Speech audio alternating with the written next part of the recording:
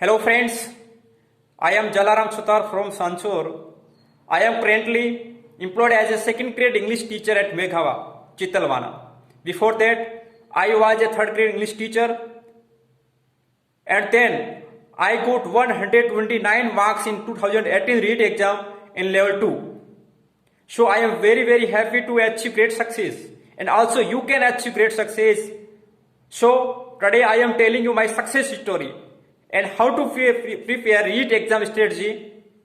दोस्तों,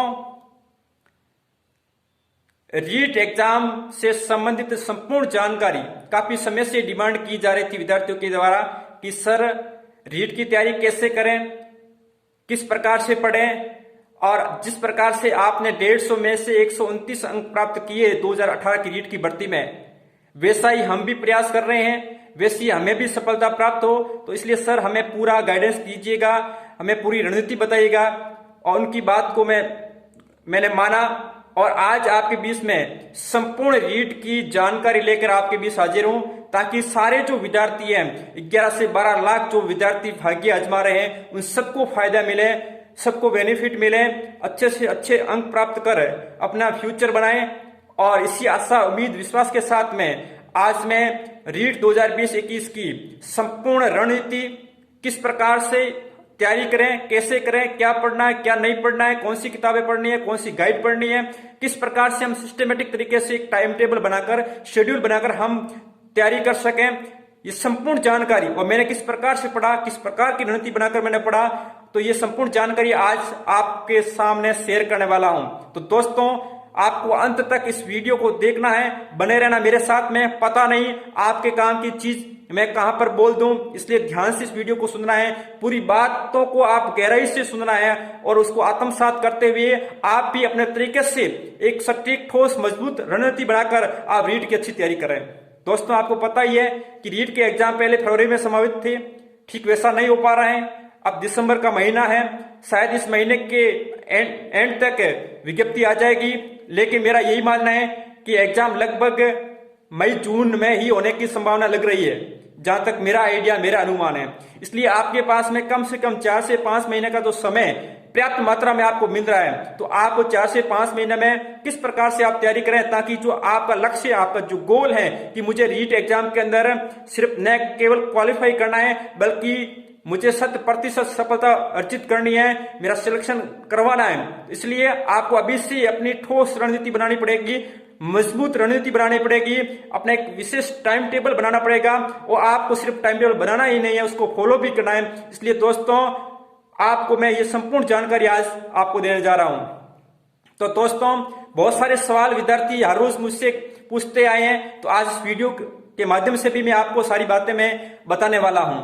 तो दोस्तों, सबसे पहले कि रीट की तैयारी किस प्रकार से करें, ये काफी सवाल आ रहे हैं कि हमारी रणनीति किस प्रकार से हो, हमारी स्ट्रेटजी किस प्रकार से हम उसको बनाएं और उसको फॉलो कर सकें।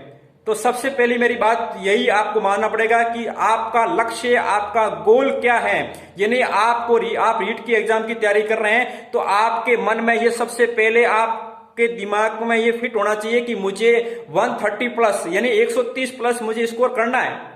ये आपके दिमाग में बार बार सवाल पैदा होना चाहिए, उत्पन्न होना चाहिए कि मुझे 150 में से 130 प्लस का स्कोर प्राप्त करना है। ये पूरे दिन रात आपके मन में ये चीजें घूमनी चाहिए और फिर आप अपना टाइम टेबल बना लें।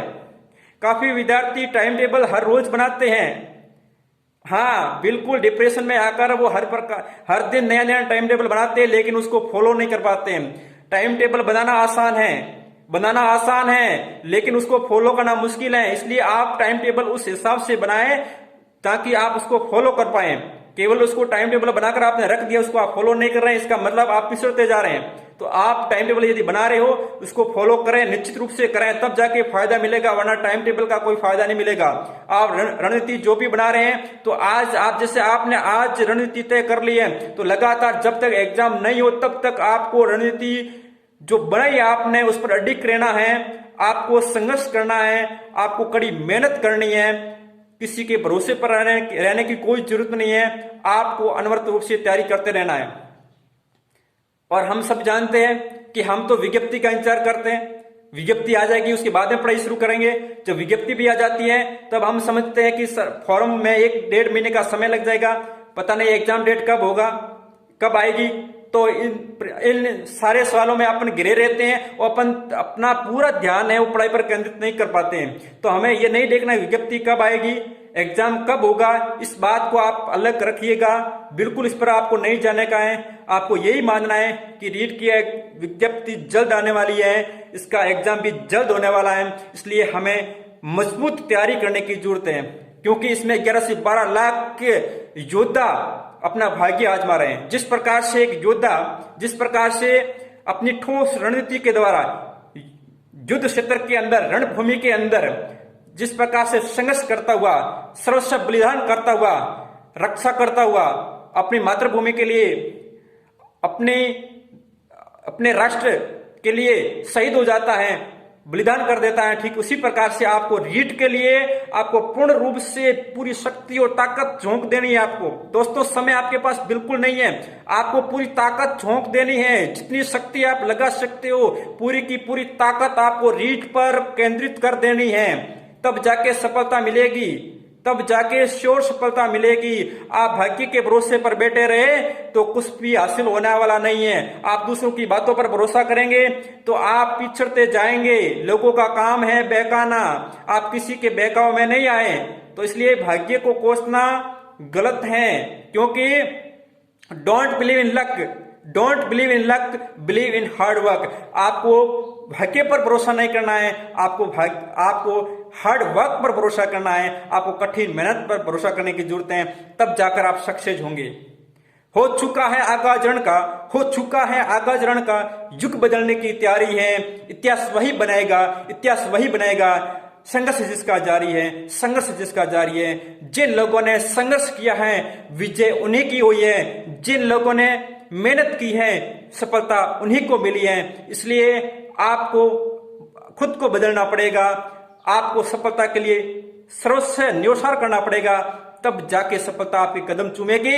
इसलिए दोस्तों अभी से लग जाइएगा, अपना समय व्यर्थ नहीं कीजिएगा, पूर्ण तैयारी करें आप। और इसके अलावा बहुत सारी चीजें हैं जो मैं आपको, अभी बहुत कुछ चीजें बाकी है मैं आपको बताने वाला हूं। ये वीडियो लंबा हो सकता है, लेकिन आपके काम की चीज है, एक एक शब्द पर आपको गौर करना है और आपको हृदय के अंदर उतारना है।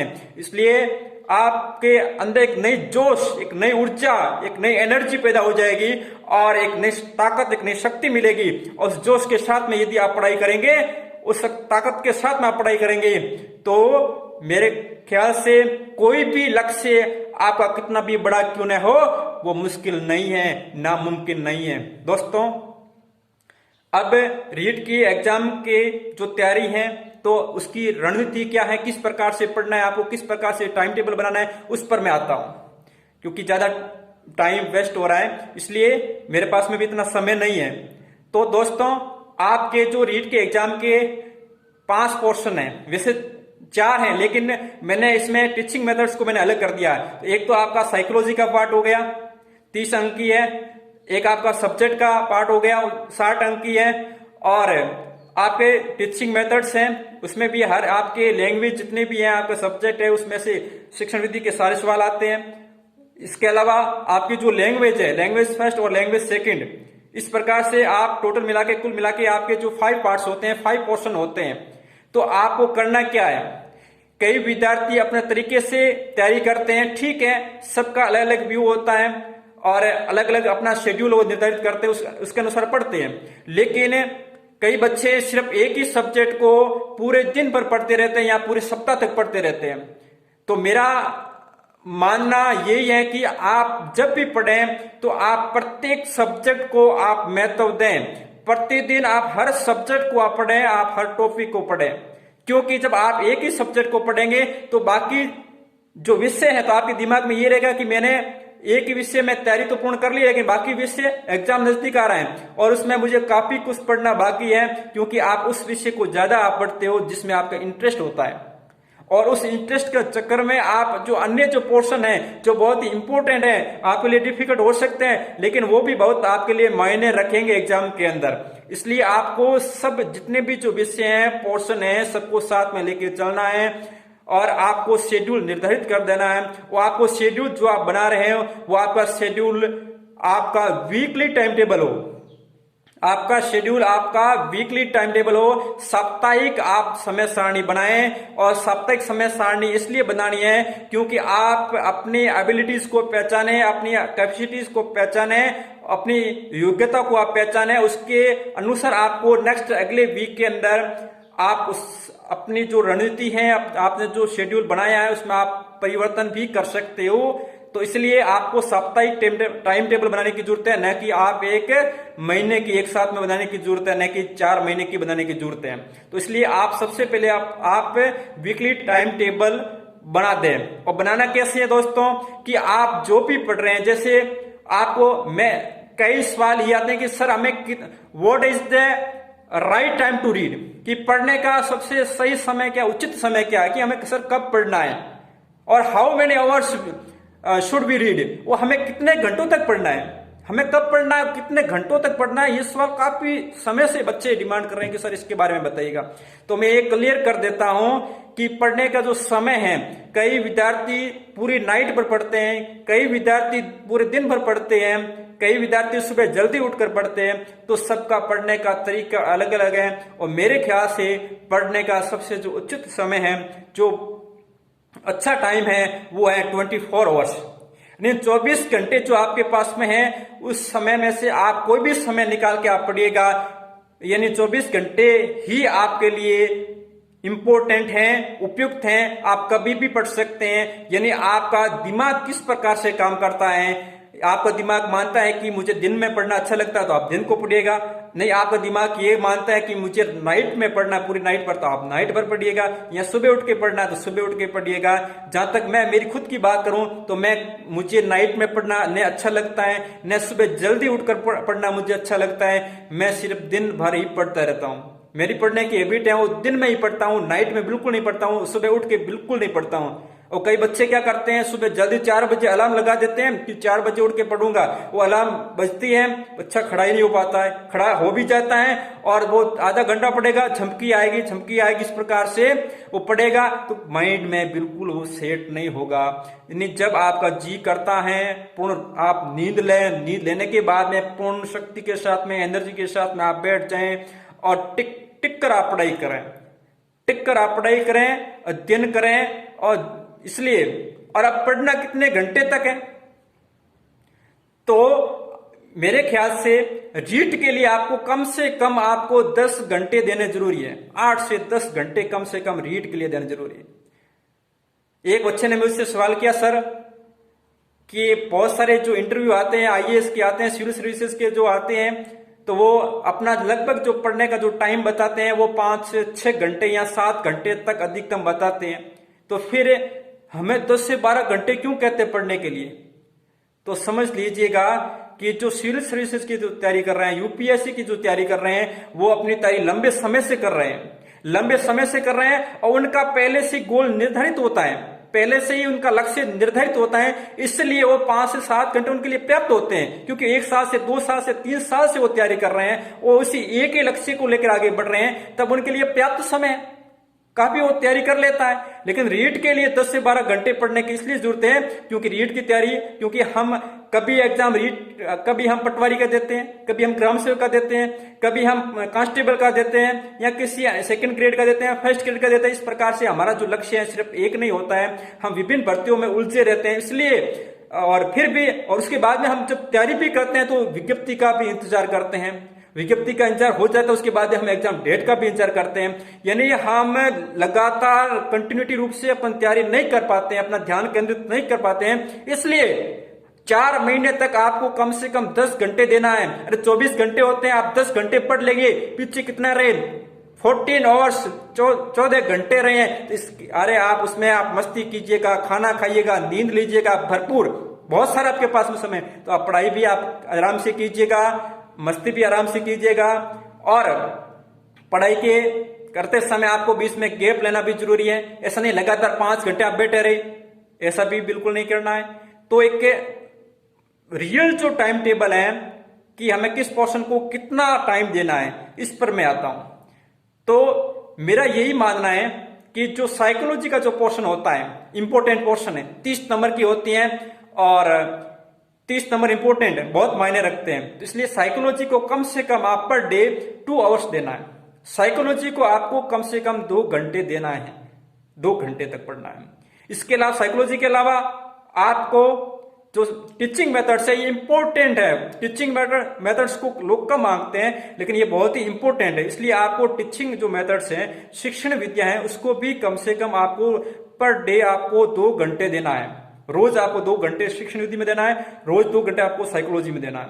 इसके अलावा बात रही आपके मेन सब्जेक्ट की, तो मेन सब्जेक्ट आपका 60 नंबर का बहुत इंपॉर्टेंट है। और सब्जेक्ट वैसे सबका अच्छा होता है, आप काफी समय से पढ़ते आए हैं, कोई समस्या इसमें नहीं आनी चाहिए थी।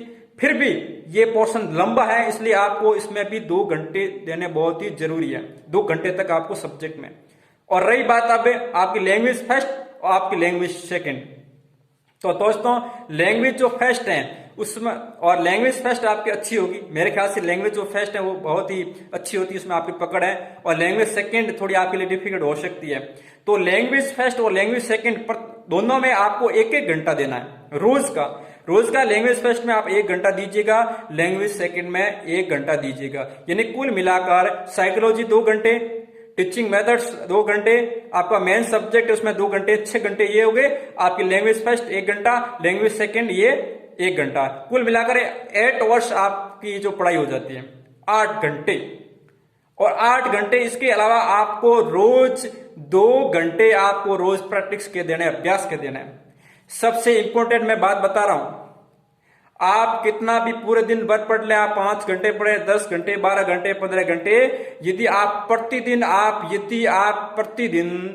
आप प्रैक्टिस नहीं करते हैं, आप अभ्यास नहीं करते हैं, तो वो पढ़ा हुआ बेकार है। ध्यान से सुनिएगा, वो पढ़ा हुआ बेकार है। आप रोज जितने हो सके आप प्रैक्टिस करें। और मैंने आपको प्रैक्टिस का समय बता दिया, यानी आपको रोज 2 घंटे तक निश्चित रूप से आपको अभ्यास करना है। थ्योरी यदि आप कम भी पढ़ लें तो भी चल जाएगा, लेकिन प्रैक्टिस में आपको कमी नहीं रखनी है। क्योंकि ऑब्जेक्टिव सवाल जब एग्जाम के अंदर आते हैं उस समय आप इतने भ्रमित हो जाते हो, इतने आप उलझन में पड़ जाते हो कि कौन सा उत्तर सही है, इसलिए ऑप्शन में आप इतने भ्रमित हो जाते हो। इसलिए जब आप ज्यादा प्रैक्टिस करेंगे, ज्यादा अभ्यास करेंगे, क्योंकि practice max a perfect man, अभ्यास से व्यक्ति पूर्ण बनता है। आपकी जितनी भी जो कमी रह गई, जो आपने खूब सारी पढ़ाई की, काफी समय से आप पढ़ रहे हैं, लेकिन जो कमी रह गई है वो कमी आपको सिर्फ अभ्यास के द्वारा ही पता आपको लगेगी। इसलिए आपको अभ्यास पर ज्यादा से ज्यादा आप जोर देना है। इसके अलावा आपको क्या पढ़ना है? अभ्यास के अलावा जितने भी जो आप आज दिन तक ऑल एग्जाम जो रिव्यू आते हैं, आपको मार्केट में खूब सारे मिल जाते हैं, आप उसको लेके आइएगा। बिल्कुल 100% जो मैं आपको बात बता रहा हूं उसको आपको फॉलो करना है। यानी ऑल एग्जाम रिव्यू आप लेके आइएगा, उसको पढ़िएगा, बहुत फायदा मिलेगा इसका। ऑल एग्जाम रिव्यू जैसे आप अपने सब्जेक्ट का, जैसे किसी का सामाजिक विज्ञान है आप उसको ले आइएगा, या आपके जो साइंस मैथ्स है वो आप लेके आइएगा। इसके अलावा साइकोलॉजी के खूब सारे ऑल एग्जाम रिव्यू मिल जाते हैं आपको। और लैंग्वेज के भी मैं आपको, हिंदी आपने लिया है तो बहुत सारे पढ़े, इसके आपको मिल जाएंगे। लैंग्वेज सेकेंड है, आपके संस्कृत है या इंग्लिश है, जो भी है वो भी आपको खूब सारी बुक्स आपको मिल जाएगी ऑल एग्जाम रिव्यू की। और टीचिंग मेथड्स है उसके भी ऑल एग्जाम रिव्यू आपको मिल जाएंगे। यानी मैंने 2018 की रीट की भर्ती के अंदर मैंने देखा है टीचिंग मेथड्स मेरे बहुत ही शानदार रही है, क्योंकि टीचिंग मेथड्स का मैंने ऑल एग्जाम रिव्यू पढ़ा था। जो यूपी टेट, सी टेट, जितने भी जो पूरे देश भर के जो एग्जाम्स होते हैं उनके सारे प्रश्नों का जो संग्रह होता है वो मैंने पढ़ा उसको मुझे बहुत लाभ मिला। साइकोलॉजी में मुझे बहुत लाभ मिला, शिक्षण विद्या में मुझे बहुत लाभ मिला। इसलिए आपको ऑल एग्जाम रिव्यू पढ़ना बहुत ही जरूरी है। बहुत अच्छी उसमें चीजें आपको मिलेगी जो आपने अभी तक नहीं पढ़ी है, इसलिए उनको आप पढ़ते रहिएगा। और हिंदी, जिसके हिंदी जो सब्जेक्ट फर्स्ट लैंग्वेज या सेकंड जो भी आप ले रहे हो, तो हिंदी है, उसका ऑल एग्जाम रिव्यू बहुत ही इंपॉर्टेंट है, बहुत महत्वपूर्ण है। आप उसको पढ़िएगा, उससे ये 90% सवाल आपको उसमें से हूब टू हूब आपको एग्जाम के अंदर मिलेंगे। मैंने एलडीसी कोर्ट एलडीसी के अंदर मैंने 100 में से 92 अंक अर्जित किए। 100 में से 92, मैं इंग्लिश का स्टूडेंट हूं, फिर भी मैंने 100 में से 92 अंक अर्जित किए हिंदी के अंदर, और रीड के अंदर भी मैंने 27 अंक अर्जित किए। तो कहने का मतलब हिंदी में मैंने थ्योरी भी पढ़ी, थ्योरी के अलावा मैंने प्रैक्टिस ज्यादा किया, ऑल एग्जाम रिव्यू को मैंने ज्यादा पढ़ा, मैंने ऑब्जेक्टिव क्वेश्चंस को मैंने ज्यादा पढ़ा, ऑब्जेक्टिव क्वेश्चंस को मैंने अधिक से अधिक मैंने सोल्व किया। उसका बेनिफिट मुझे ये मिला कि मेरे अच्छे से अच्छे नंबर इसमें आ गए, जो मेरा सब्जेक्ट था ही नहीं। तो दोस्तों, आपको ऑब्जेक्टिव क्वेश्चंस की कोई भी बुक आती है, कोई भी गाइड आती है, उसको आप लेके आइएगा, उसको आप पढ़िएगा। इसके अलावा ऑल एग्जाम रिव्यू से जितने भी जो भी सब्जेक्ट, जितने भी जो पोर्शन है, उसके आप लेके आइएगा, उसको आप पढ़िएगा। तो दोस्तों, ये तो है एक सटीक रणनीति, एक टाइम टेबल शेड्यूल जो आपको मैंने बता दिया। आप इसमें अपने स्तर के अनुसार आप पढ़ भी सकते हैं। कई ऐसे विद्यार्थी हैं जो हाई पोर्शंस होते हैं, उन पर वो अपना पूरे दिन में ध्यान केंद्रित नहीं कर पाते हैं, तो हो सकता है वो अपने बदलाव कर दें। तो आप 2 या 3 पोर्शन डेली पढ़ें, फिर सप्ताह के बाद में फिर जो आप अपना पूरा मूल्यांकन करें एक सप्ताह के बाद में, कि एक सप्ताह के बाद अब मैंने कितना पढ़ा और कितना आत्मसात किया, मैंने कितना ग्रहण किया, कितना सिलेबस मेरा बाकी रह गया।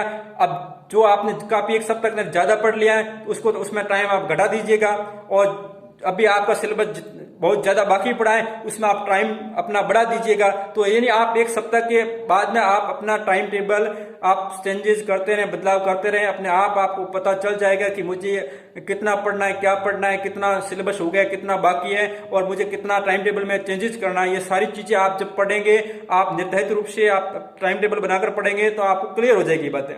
तो दोस्तों, और कई लोग हैं बस किस इंतजार में बैठे रहते हैं कि अब भर्ती आएगी तभी पढ़ेंगे, एग्जाम डेट आएगी तभी पढ़ेंगे। बच्चों, ये समय बहुत कीमती है।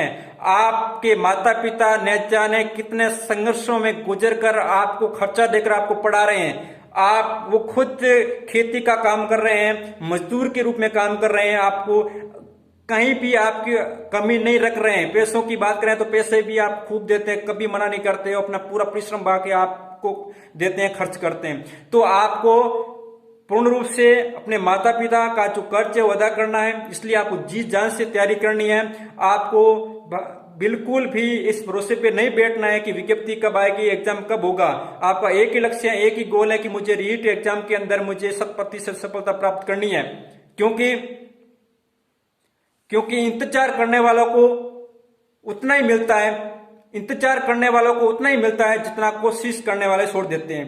तो यानी जो कोशिश कर रहे हैं और जो मेहनत कर रहे हैं, यदि वो जितना वो चीजें छोड़ देते हैं, बस उतना ही वो प्राप्त कर पाते हैं। तो इसलिए जो आलसी लोग हैं, जो इंतजार करने वाले जो लोग हैं, वो कतई भी हल्के में न लें। आप ठोस तैयारी करें, मजबूत तैयारी कर रहे हैं। और एक चीज मैं नोट कर दूं, कई बच्चों का सवाल है कि मेरे प्रतिशत कम है, मेरे प्रतिशत कम है, और मेरे तो बीए में बिल्कुल कम मार्क्स हैं, तो मुझे उसका बहुत नुकसान होगा।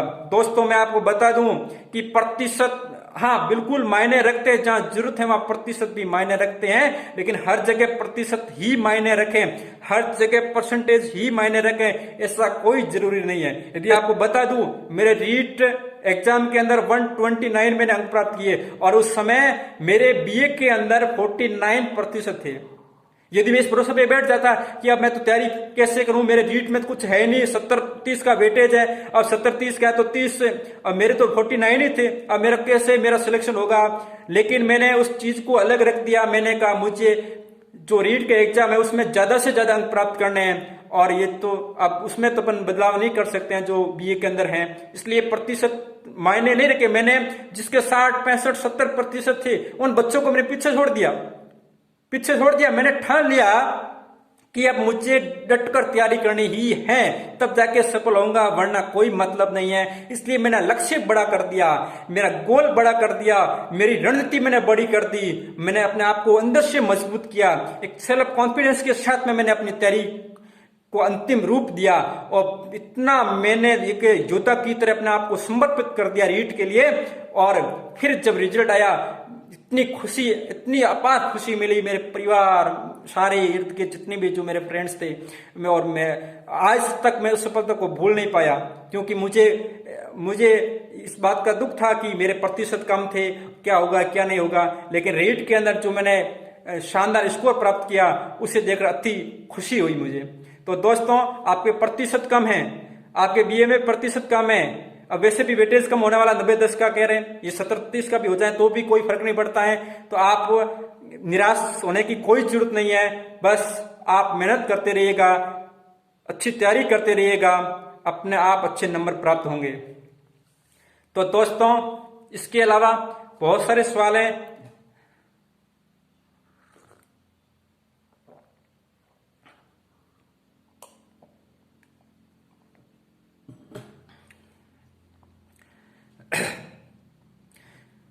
तो दोस्तों, कुछ विद्यार्थियों ने सवाल किए हैं कि सर कोचिंग करनी चाहिए या नहीं करनी चाहिए,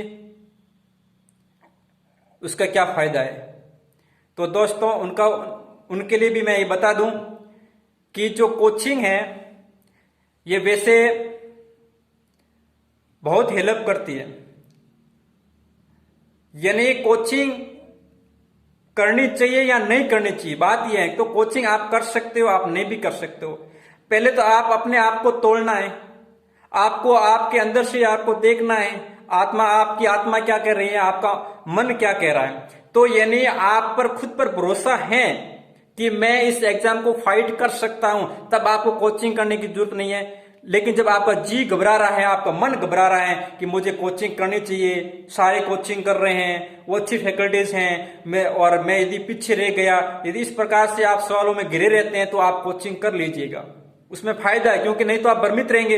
यदि आप अपने पर भरोसा कर लेते हैं तो कोचिंग की जरूरत नहीं है। रीट की मैंने स्पेशल कोचिंग नहीं की, लेकिन ये जरूर है कि रीट से पहले मैंने फर्स्ट ग्रेड की कोचिंग की थी, सेकंड ग्रेड की कोचिंग की थी, लेकिन रीट की नहीं की। लेकिन उसके अनुभव का मुझे फायदा जरूर मिला है। तो मैं ये मना नहीं कर रहा हूं, आप कोचिंग कर सकते हैं। लेकिन अब कोचिंग करने की बात रही तो मैं एक बात इसमें और शामिल कर लेता हूं कि जब आप विज्ञप्ति आने के बाद में जब एग्जाम की डेट घोषित हो जाती है, आप उस समय यदि आप कोचिंग ज्वाइन कर लेते हैं तो बड़ा नुकसान होने वाला है। हाँ, क्योंकि आपको रिवीजन का समय नहीं मिलेगा। यदि कोचिंग करना चाहते हैं तो अभी से आप कोचिंग शुरू कर दीजिएगा, अभी से कर दीजिएगा। वैसे अभी ऑफलाइन कोचिंग कहीं नहीं चल रही है, ऑनलाइन चल रही है। तो ये जरूरी नहीं है कि आप पूरी की पूरी रीट के एग्जाम की कोचिंग लाए। बहुत सारी ऐसी कोचिंग संस्थाएं हैं, जो पार्ट आपका वीक है, साइकोलॉजी का वीक है, तो आप केवल साइकोलॉजी को ही उसकी आप कोचिंग ले लें, खर्चा भी कम होगा।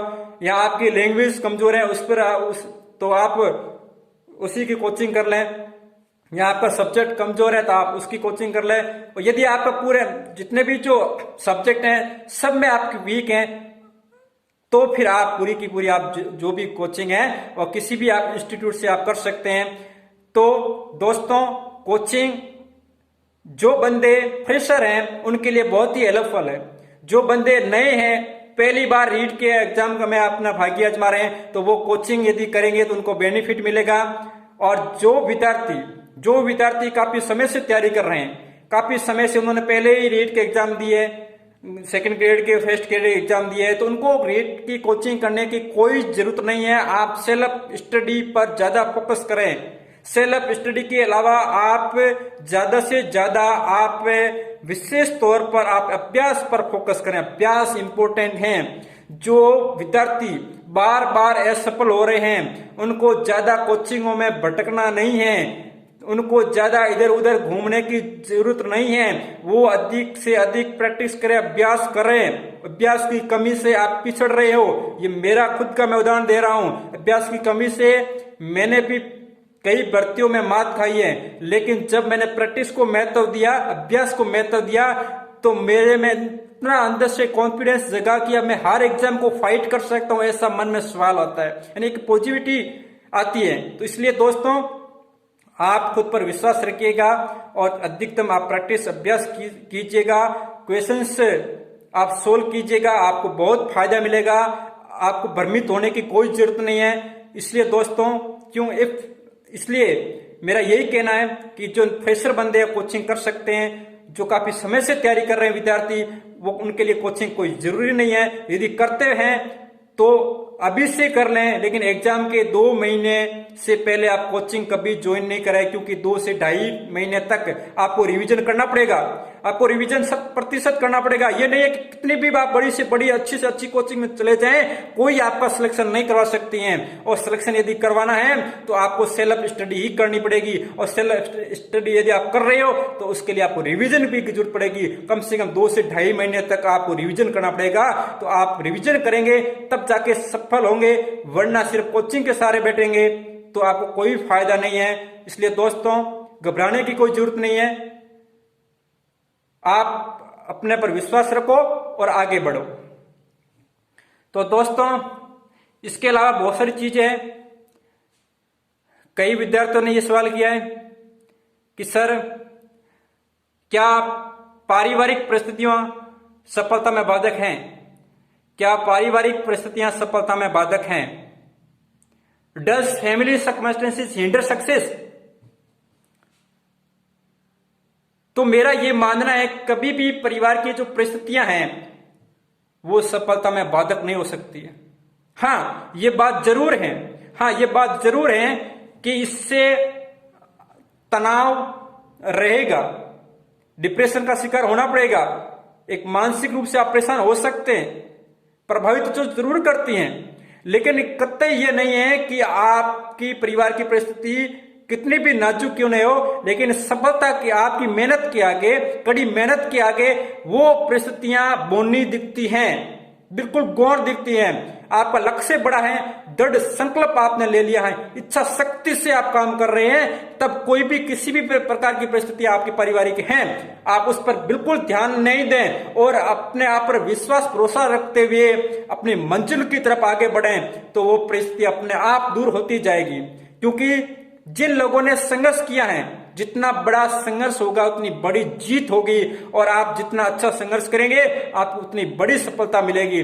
दुनिया के अंदर इतिहास गवाह है, दुनिया के अंदर इतिहास गवाह है कि उन्हीं लोगों ने मंजिल को प्राप्त किया है, उन्हीं लोगों ने बड़ी से बड़ी उपलब्धि को प्राप्त किया है, जिन लोगों ने अपने जीवन के अंदर कष्टों को झेला है, जिन लोगों ने अपने जीवन के मुसीबतों को झेला है, संघर्ष करते हुए आगे बढ़े हैं, उन्हीं लोगों ने इतिहास रचाया है। आप कहीं पर भी ये पन्ने पलट लीजिएगा, इतिहास गवाह है कि जीत उसी की होगी जिन लोगों ने अपना रक्त बहाया है, अपनी पूरी ताकत के साथ में उन्होंने संघर्ष किया है, विजय उन्हीं की हुई है। इसलिए आपके केवल पारिवारिक की परिस्थिति को देखकर आप किसी दोस्त नहीं दें कि मेरी तो आर्थिक स्थिति बहुत कमजोर है, आप सिर्फ उसी बात को कोसते रहेंगे तो आप पढ़ाई कैसे कर पाएंगे? आप में तनाव हाई हो जाएगा। इसलिए आप कभी भी अपना ध्यान पढ़ाई में केंद्रित नहीं कर पाएंगे। इसलिए जैसी भी स्थिति है उस स्थिति को आपको पढ़ाई के दौरान अपने दिमाग में नहीं घुसना देना चाहिए, आपका फोकस सिर्फ स्टडी पर होना चाहिए। अरे, आपने अब्दुल कलाम को पढ़ा होगा, आपने अब्दुल कलाम की परिस्थिति कैसी थी? अखबार बेच के अपना जीवन यापन करते थे और नाइट में दिन भर अखबार बेचते, नाइट के अंदर पढ़ाई करते थे और राष्ट्रपति बन गए थे। और एक पेट्रोल पंप पर काम करने वाला दुनिया के अमीर शख्स बन जाता है। दोस्तों, जीवन में जितना कष्ट होगा, जीवन में जितना बड़ा आप मुसीबत का सामना करेंगे, उतनी बड़ी से बड़ी मलाईदार पोस्ट मिलने वाली है। बिल्कुल, बड़ी मलाईदार पोस्ट मिलने वाली है। तो इसलिए घबराना बिल्कुल नहीं है, घबराना बिल्कुल नहीं है। आप सकारात्मक होकर आप आगे बढ़े तो कोई लक्ष्य आपका नामुमकिन नहीं है, असंभव नहीं है। If you want to shine like a sun, first burn like a sun. यदि आप सूर्य की भांति आप चमकना चाहते हो तो पहले सूर्य की तरह आपको जलना पड़ेगा। जिस प्रकार से सूर्य खुद तपकर पूरे ब्रह्मांड को रोशन करता है, ठीक उसी प्रकार से आपको भी इस पूरे ब्रह्मांड के अंदर, पूरे विश्व के अंदर यदि आपका नाम आपका रोशन करना है, अपने परिवार का नाम रोशन करना है, तो आपको अभी सूर्य की तरह आपको तपना पड़ेगा, जलना पड़ेगा, और तब जाकर आप पूरी दुनिया के अंदर अपना परचम लहरा पाओगे, वरना आप इस जीवन में कुछ नहीं कर पाओगे। इसलिए आपको खुद को तपना होगा, खुद को संघर्ष करना होगा। जैसी भी परिस्थिति है उसका सामना करते हुए आपको आगे बढ़ने की जरूरत है। रास्ता अपने आप बनता जाएगा, आप देख लीजिएगा। आपको इतना ज्यादा लंबा फ्यूचर में जाने की जरूरत नहीं है, बस आप शुरुआत तो कीजिए। आप किसी के भरोसे पे क्यों बैठे, आप शुरुआत तो कीजिए, अपने आप रास्ता बनता जाएगा, अपने आप रास्ता बनता जाएगा। जो रास्ता बनेगा और त्यों त्यों आपके सामने अपना मुकाम हासिल होता जाएगा। इसलिए दोस्तों, आप कड़ी मेहनत कीजिएगा, अपने आप पर भरोसा रखिएगा। तो अब रही बात, बहुत सारे विद्यार्थियों की डिमांड है कि सर रीट के लिए हम कौन कौन सी किताबें पढ़ें, कौन कौन सी गाइडें पढ़ें। तो जो मैंने पढ़ा है और आपके लिए भी वो कारगर साबित होगा, तो उन जो भी आपके जो बुक्स हैं, गाइड हैं, तो उनके नाम मैं आपके सामने रख रहा हूं। दोस्तों देखिए, कई विद्यार्थी बहुत सारा मैटर ले आते हैं। मैंने कह दिया ये बुक अच्छी है, वो भी लेके आ जाएगा। दूसरी वो और किसी से पूछेगा ये इसके लिए अच्छी कौन सी आती है, तो उनकी बात मानेगा, वो भी लेके आ जाएगा। और तीसरे आदमी से कहेगा, वो बताएगा, वो भी लेके आ जाएगा। और किसी से पूछेगा तो वो भी लेके आ जाएगा। इस प्रकार से वो एक ही सब्जेक्ट की 10 से 15 किताब इकट्ठी कर देता है। वो आपके पास में समय मात्र 4 महीने का। इसी प्रकार से आप हिंदी की इतनी सारी उठा के लेके आ जाते हैं, आप सामाजिक विज्ञान की उठा के लेके आ जाते हैं, आप विज्ञान और आप गणित की उठा के लेके आ जाते हैं, आप साइकोलॉजी की बहुत सारी बुक्स आप लेके आ जाते हैं। तो आप ज्यादा से ज्यादा इन किताबों में ना उलझे, क्योंकि आप रीट के एग्जाम की आप तैयारी कर रहे हो, इसका सिलेबस निर्धारित है, फिक्स है। इसलिए आपको सिलेबस से आउट नहीं जाना है, किसी भी हालत में आपको सिलेबस से आउट नहीं जाना है। इसलिए आप ज्यादा किताबें न लाएं, जो लाएं उसको आप पढ़ें। क्योंकि आप यदि एक किताब को आप 3 बार नहीं पढ़ेंगे तो वो पढ़ी हुई बेकार है। यानी आप जो भी किताब पढ़ रहे हैं कम से कम 3 बार पढ़ना को जरूरी है, तब जाके आपके पल्ले पड़ेगा। वरना सिर्फ आप उसको एक ही बार पढ़ रहे हैं तो उसका कोई फायदा आपको नहीं मिलेगा। जो भी पढ़ रहे हैं तो उसको आप कम से कम 3 से 4 बार उस किताब को आप रट लें, उसको याद कर लें, पूर्ण रूप से आप समझने की कोशिश करें।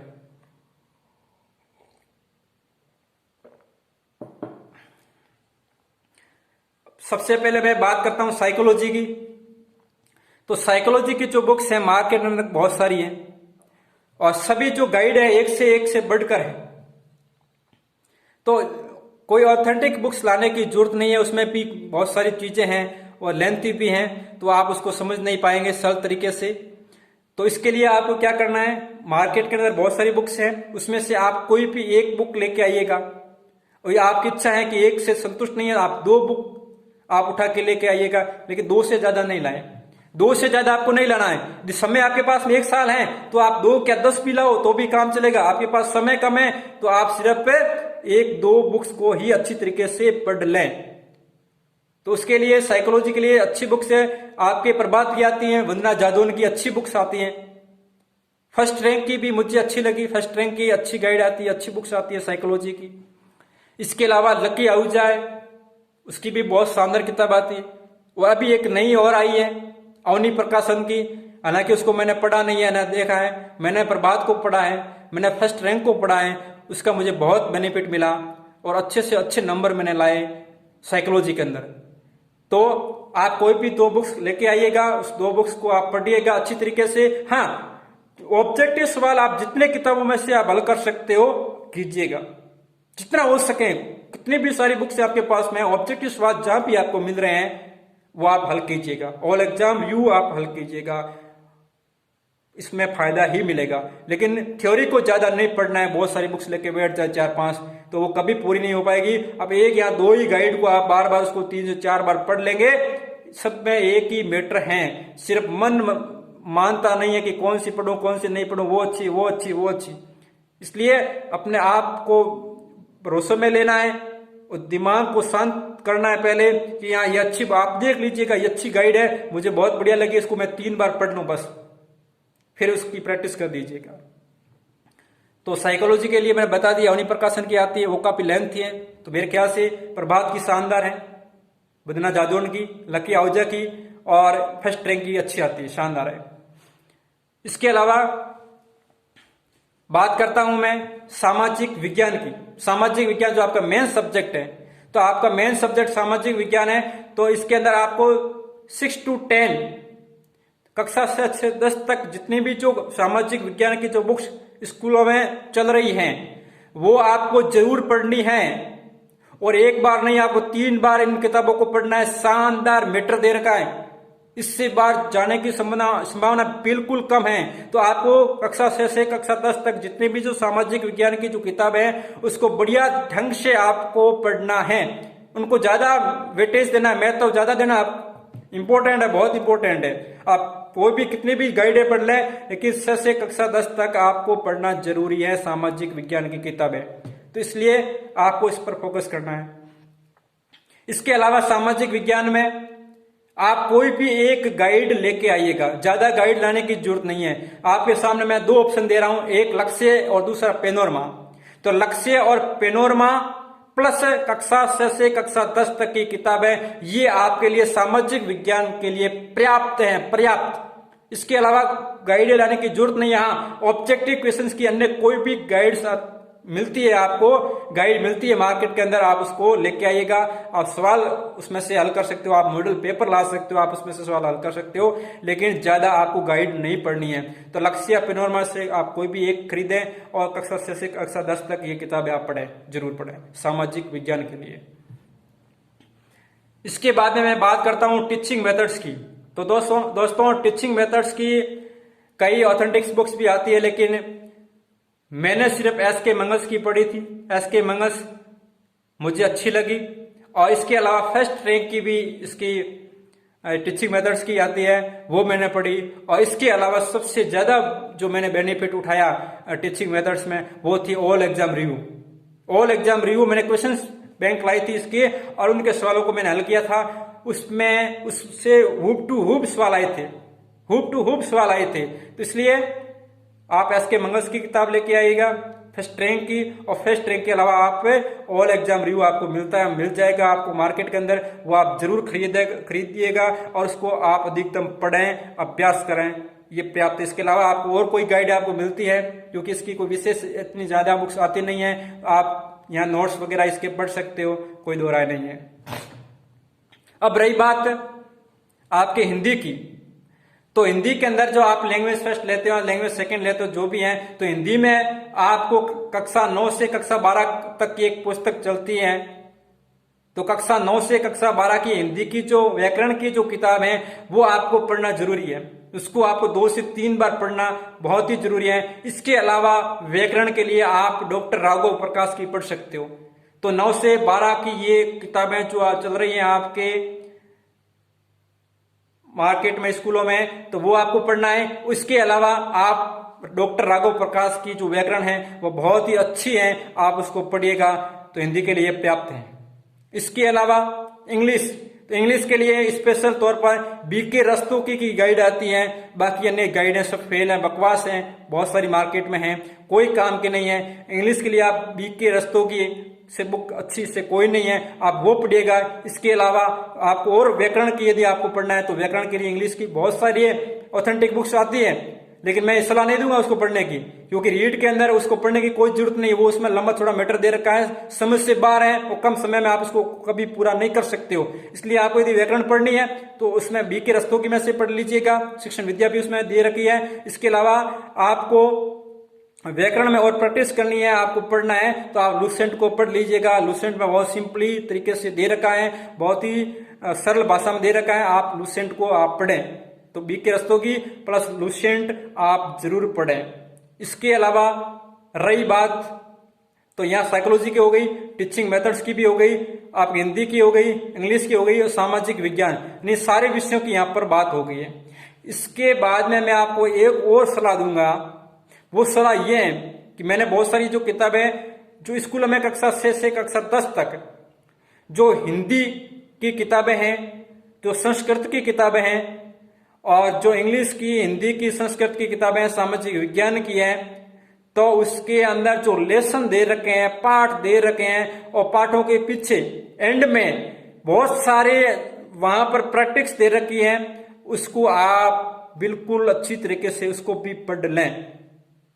हाँ, बहुत ही बढ़िया तरीके से समझाया हुआ है। वहां पर बहुत सारी व्याकरण के अभ्यास प्रैक्टिस दे रखी हैं, बहुत सारे सवाल दे रखे हैं। तो आप जितने भी जो आपके पाठ हैं, तो कक्षा 6 से कक्षा 10 तक की जो किताबें हैं, और पाठों के एंड में जितने भी आपके व्याकरण के सवाल दे रखे हैं, उसको आप जरूर हल करें। प्रत्येक सब्जेक्ट के ये ध्यान में रखें।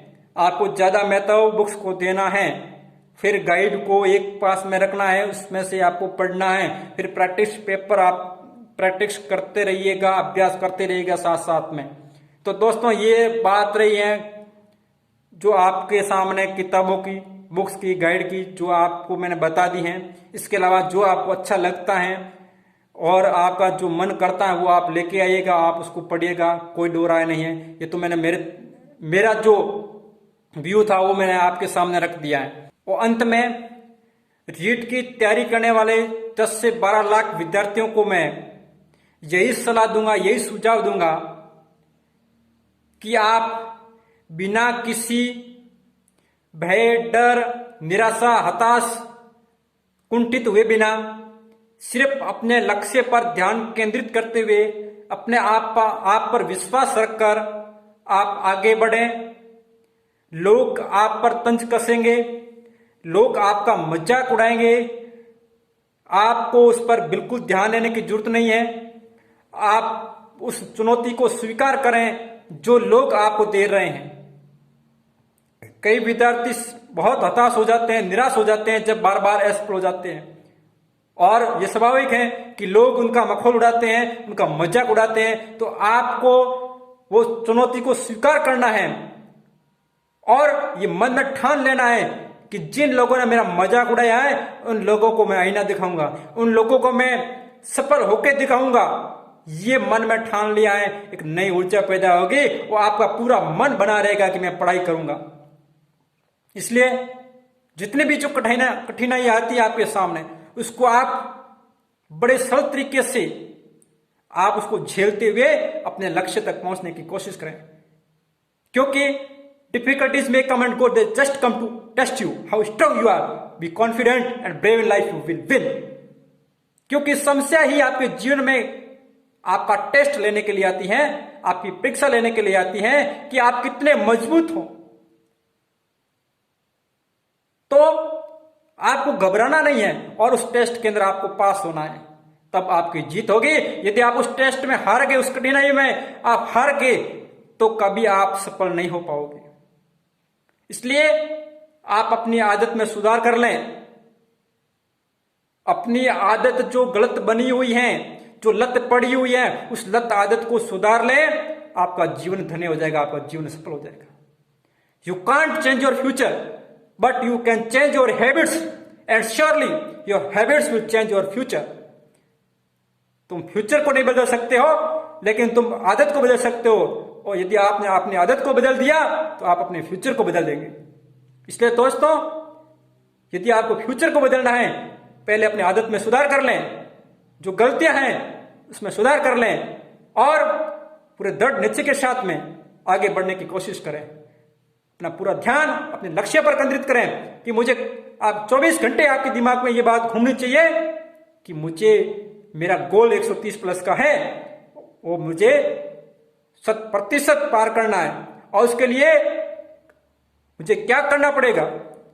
आत्म चिंतन करें, मंथन करें। रोज पढ़ते समय आप शाम को सोते वक्त इस बात पर मंथन जरूर करें, आज मैंने कितना पढ़ा, क्या याद किया, क्या नहीं किया, पूरा आत्मसात करें, मंथन करें।